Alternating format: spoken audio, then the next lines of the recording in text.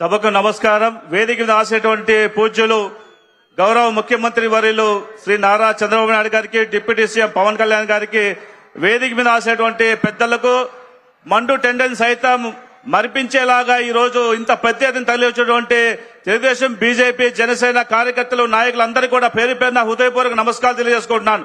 ఈ రోజు నిజంగా ఒక సంతోషదాయకమైనటువంటి కార్యక్రమాన్ని ఈ రోజు అనంతపురంలో ఏర్పాటు చేయడం, తెలుగుదేశం పార్టీ పుట్టిన తర్వాత 40 సంవత్సరాల సుదీర్ఘ ప్రయాణంలో ఈ రోజు మొట్టమొదటిసారిగా ప్రభుత్వ కార్యక్రమం కాకుండా, మహానాడు కాకుండా, బీసీ సభ కాకుండా ఒక పెద్ద ఎత్తున ఒక మంచి కార్యక్రమాన్ని అనంతపురం వేదికగా ఏర్పాటు చేసినటువంటి ఒక ఘనత అనంతపురం జిల్లా వాసులు దక్కిందంటే, ఈ రోజు అనంతపురం జిల్లాలో ఉమ్మడి జిల్లాలో మొత్తం 14 సీట్లు ఎమ్మెల్యేలు గెలిపించుకోవడమే కాదు, 2 ఎంపీలు కూడా గెలిపించుకునే ఘనత ఉంది. కాబట్టి ఈ రోజు ప్రత్యేకమైన అభిమానంతో అనంతపురం గడ్డ మీద ఈ కార్యక్రమం ఏర్పాటు చేయడం జరుగుతా ఉంది.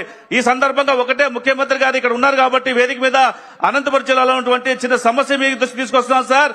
సింగనమల నియోజకవర్గంలో ఉన్నటువంటి గండికోట రిజర్వ్ ద్వారా ఈ రోజు లిఫ్ట్ ఇరిగేషన్ వేస్తే ఆ యొక్క ఎల్లనూరు, పుట్లూరు మరియు నార్పల్ల మండలంలో ఉన్నటువంటి సాగునీరు, తాగునీరుకి దాదాపు 35,000 ఎకరాలకి నీరు లభించేటువంటి అవకాశం వస్తుంది. దయచేసి వాటికి నిధులు మంజూరు చేయాల్సిందిగా కోరుతున్నాం సార్.